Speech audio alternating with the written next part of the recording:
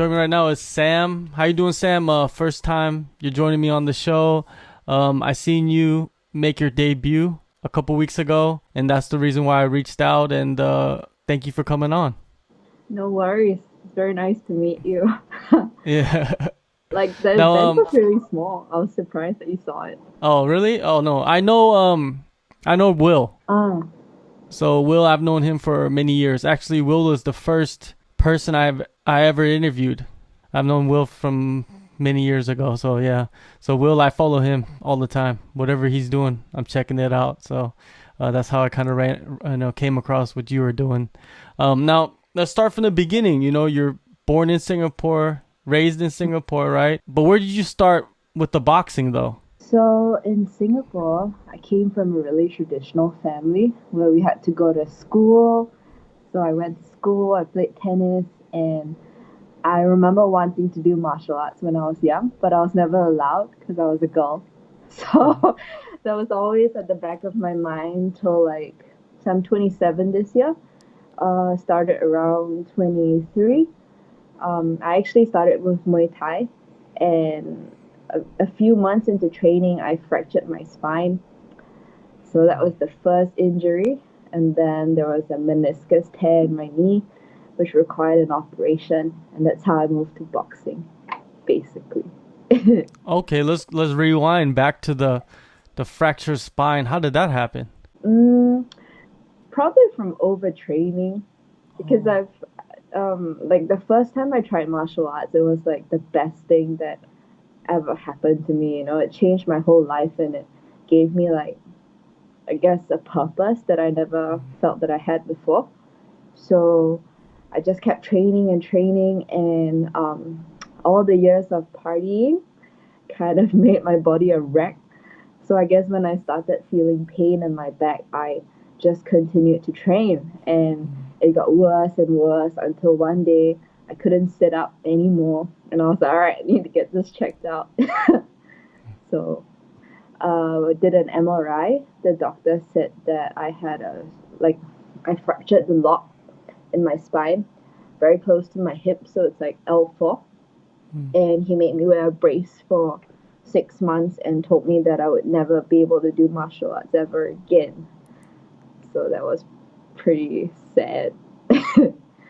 Yeah. And, and after that, I got a very stubborn person. So I was like, Hmm. no, like this is the first thing that I love in my life. I'm gonna do it in Singapore. And I went over there with a spine fracture that I didn't tell anyone. Did the intro class, joined the gym, trained in pain until my knee started to hurt from like, I guess, overrunning. And then the pain wouldn't go away. I took another scan and they were like, well, you have to go for an operation. So did that, went back to the gym in the cast a week and a half later or something. Really angry because I wanted to train so bad. And that's when I met my first trainer, who's Thai. His name is Yotsenan. And he was like, he looked at my leg and he was like, well, since you're not going to be able to kick, like, I'm going to teach you how to punch. And then that's when I made my transition, more or less. Going through two major injuries, right? And you said you come from a traditional, family, which I know exactly what you mean, and they don't expect you to become a Muay Thai specialist or a boxer or any kind of martial artist at all, right? What were they saying to you the whole time? They're probably not really enjoying it, right? Well, it took them a long time. It took my parents a long time to come to terms with what I'm currently doing. So at the beginning, there was like, I guess, a lot of arguments and them not being able to understand because I went through the traditional education route and I like had the opportunity to, have a bright future doing whatever it is that I was studying. And then I decided to put it all aside to do this.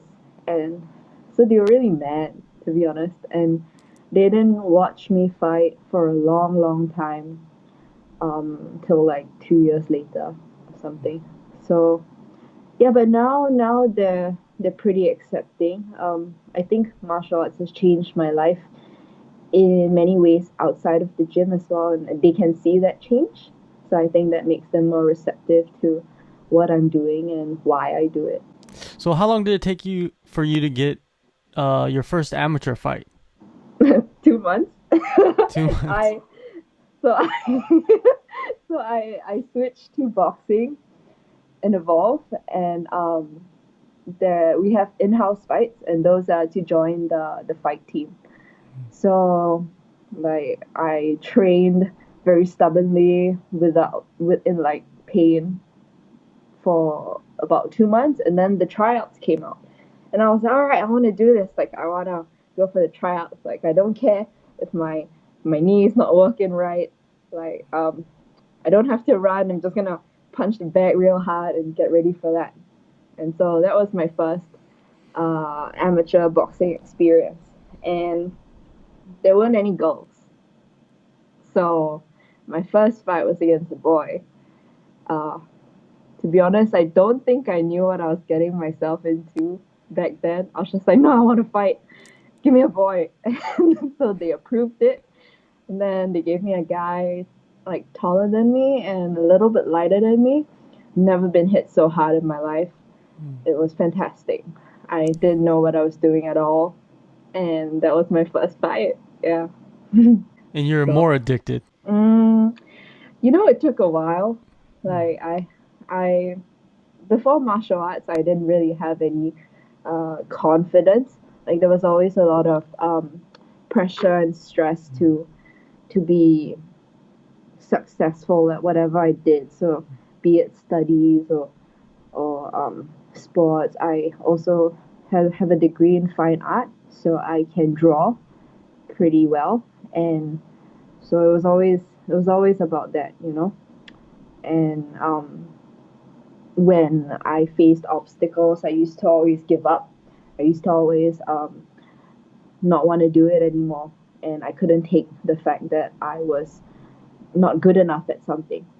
So martial arts is the first thing that I told myself, like, oh, no matter how difficult it is, no matter um how many obstacles I face, like I will never give up. Like I will see it through till the end. And ironically, it was when I started martial arts that I faced the biggest challenges of my life.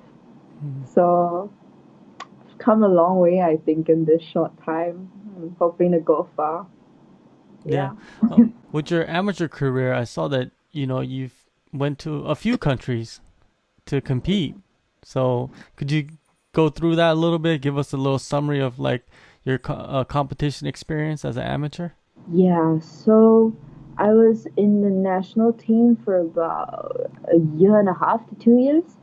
But in Singapore, it's very difficult to be an athlete because there's a lot of significance put on getting a well-paying job and following like what everybody else is doing and stuff like that. So even as an athlete, we were required to either be studying or working at the same time.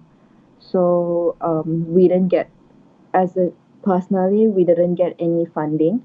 So and we would have national training only once a week. So most of the time, I would train at Evolve, and then we would meet once a week to do sparring. And so that was my amateur career in Singapore. So my coach was a professional coach with hardly any amateur background. I think he only had one fight. So I never really was in a position where I learned the amateur style, and professional boxing and amateur boxing are two entirely different sports. So I found like I was like learning Muay Thai and going to fight kickboxing. And it was just really, really difficult to be a successful amateur because Singapore is such a small country. Like we weren't, there are not many fighters around. There weren't like so many fights. There wasn't enough opportunities to gain experience. So whenever we did get sent overseas, it would be against people with so much more experience and a proper training camp and not having to work. And those are the struggles of, I guess, being a boxer in Singapore. that you always kind of have to have something to fall back on. So while I was doing that, I worked at Evolve as an assistant coach. So when I got better, they hired me and I taught classes and held pads and basically just lived at the gym. So yeah, I've been for three amateur tournaments. First one was in Manado, Indonesia. Second one was in both of them were in Bangkok. One was like kind of like Asian Games, and the third one was Thailand Open. Yeah, so I it was an awesome experience actually because Singapore's really small, our team's really small. We're on our own most of the time. Um, and when I went over there, I had the opportunity to see like the best of the best from every country all coming together in one place. It was just very inspiring, and everyone like had their own system, their own program, their own like country's colors, and it was just really nice. I really wanted that, but I guess maybe the professional route would be better for me because most of my coaches were professionals, and I think that style suits me better as well. And so that's why like I decided to make the transition. When did you decide to go to Phuket? Because I know it seems like you've been going there for a long time, or you've been out there for a while. Yeah, I was at so when my coach left Evolve, I decided to venture out into Thailand. And so I started looking at different gyms and different coaches, and I went to Chat Chai Sasako's boxing gym in Bangkok.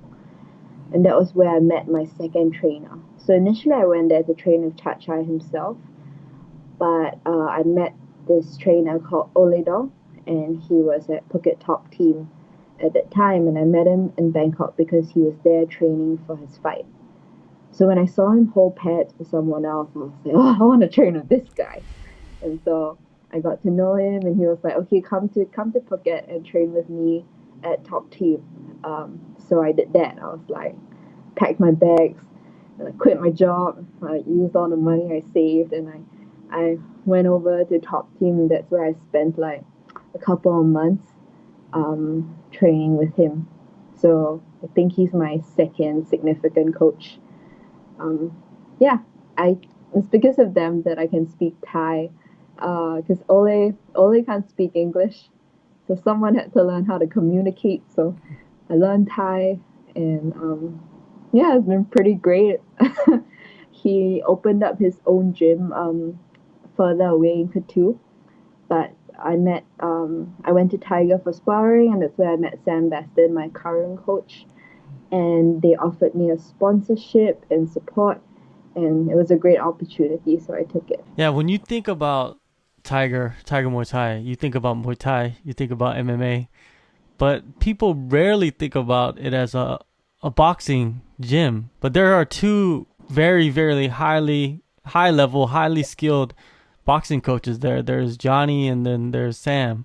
You, like you said, you're with Sam. You're learning from him. What clicked about him? What made you want to switch over? Um, well, I I think at the beginning, the main reason why I wanted to switch over was because of um the quantity of people at Tiger. So at that point, I knew that you can hit the bag and you can hit the pads, but sparring is the thing that's gonna really change your life. Having like high level partners to drill with and practice with, and that was really what made me improve. And so that was what I was looking for at the time that Ole decided to leave Top Team to open up his own gym. And so that's how I ended up sparring at Tiger. So initially, I decided they gave me a month of a trial sponsorship, and I went over there and I did the classes, I did the drills, and I saw the amount or the rate at which I was improving, and I made the decision to stay. Yeah, so Sam, he does his best to help me, and he keeps me honest and accountable, and he's very detail oriented. So that's kind of like how I am too. So I think we work very well together. I hope that one day my boxing will be very beautiful and technical, and so that's kind of the goal for me, you know. So when I met him, we clicked pretty well, and that's why I decided to work with him. Your pro debut. How did you decide? Okay, I'm gonna make my pro debut now. This a decision you made, or it's like you and your coaches sat down and said, should we do it, or how did it happen? Okay, like being turning pro has always been on the table, but the reason why I waited was because I wanted to go and represent Singapore for SEA Games last year. So SEA Games is Southeast Asian Games. Uh, so I joined the team. That was the first goal for me in boxing. The reason why I wanted to do it was because it would have been a pretty big deal to my parents, and I wanted them to come and watch, and I wanted to show them that I could perform on an international stage and all that. But that didn't happen, so um, I decided that I wasn't gonna wait another 2 years for the next SEA Games, and I was like, all right, let's just do it right now, because you know, no time's better than the present. Yeah. TFC in Phuket, you made your debut. Unanimous decision win.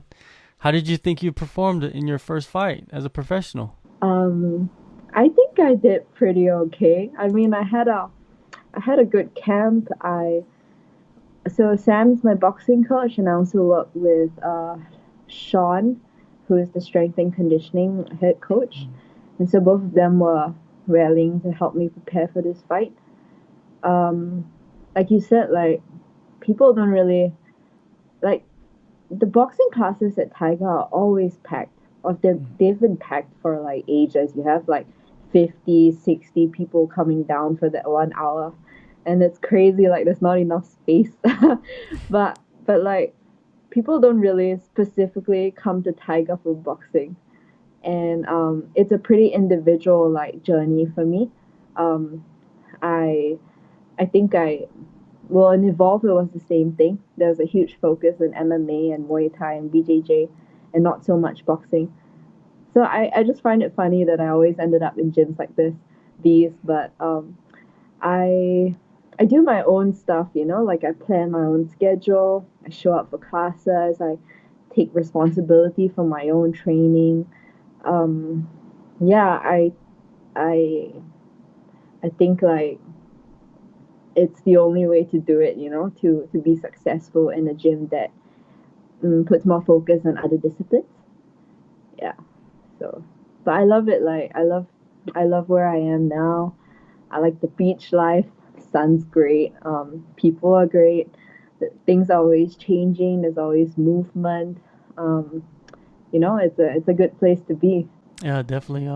I think on Phuket, there's no other gym out there that's like Tiger. It's like world famous now. You probably when you go there, you see famous people there all the time. I've been there I think 2 or 3 times now, and you always see somebody there. Someone's always training there. Some kind of like kickboxer or Muay Thai or boxer or MMA fighter. Someone's there, right? Yeah, it's crazy. Like you never know. You could just like go to training one day, and then next thing you know, you're sparring with like some kind of multiple time world champion. And it's just the I guess the skill level is so high, and that's part of the reason why I like it, because when you see so many people like that, it inspires you to want to be better.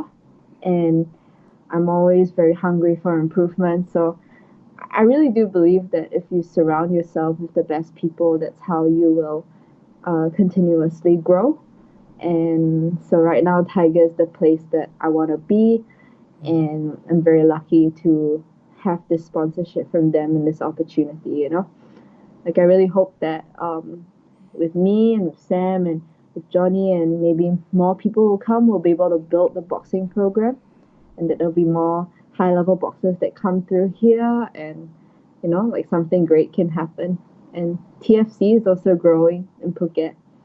And so everyone's growing together, you know? It's like, it's a new movement. I like it. Yeah, that that's yeah, like you said, it's just starting now. You know, the boxing side of the gym. You know, you got them representing in almost every other combat sport. You just need to put the boxing out there, and you're the person to kind of do it for them. You know, it's in the beginning stages. Now, for you, what's the plan now? You got your first fight out the way. Are you planning on? Do you have a fight coming up, or do you plan on getting on a certain fight card in the future? Or what is the plan for you? Um, well, the plan is also to build a base locally. So after my pro debut, I went home to speak with a bunch of different promoters who were really supportive of me when I was an amateur. You know, so there's Arvin who owns Juggernaut Fight Club, and he was one of the people who came and spoke to me as an amateur and told me that um, he believed in my ability as a pro and that I might be able to be successful as one, you know. And so he was one of the people that I wanted to go back to speak to the moment I turned pro because I think it's very well, I believe in sincerity and loyalty, and I that's what I wanted to do. So there's in Singapore, the professional scene is also kind of making its debut. I mean, it's been around for a few years, and it's growing. Like as we speak, like more and more people are turning pro, but it's still at its beginning stages, you know. And so, just very like grateful to be able to be a part of its growth, because like there's another promoter. His name is Willip. He owns Fight Promotion in Singapore. He has been responsible for many different kinds of events. Like he calls it KBX, which stands for. So he has like boxing, he has Muay Thai, and then he mixes it up sometimes, changes the venue. So like these people, like they've given us opportunities to fight. You know, when before a few years ago there were like very few opportunities to compete at all. And so yeah, like as a Singaporean, like I also hope to go back to get some local support, help the scene in Singapore to grow, and hopefully be an inspiration to people who also want to fight and compete. And we'll just see how it goes from there. Yeah, definitely. That sounds like a great plan for yourself. But are you gonna try to do some Muay Thai or some MMA, or are you just gonna focus on the boxing? I mean, growing up in a Muay Thai environment, I watch all these people do all these kicks and knees, and sometimes you get really itchy, but I think I'll stick to boxing. I mean, like for me, like a holiday would be taking a break from boxing and going to do some Muay Thai for fun, something like that. So I just do it as and when, just for fun. But my main focus is boxing.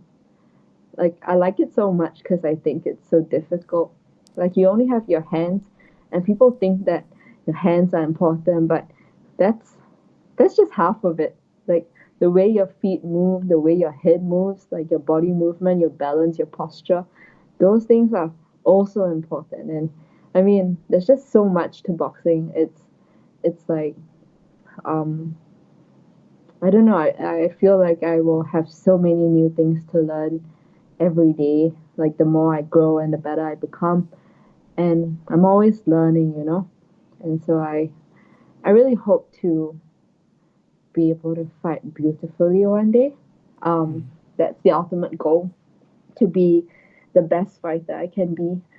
And if I happen to be high ranking or whatever, that's just a plus, you know. Like I just really want to be like I want to be good. Like I want to be able to stand up for myself and earn respect and be a good sparring partner, and you know that's what makes me happy.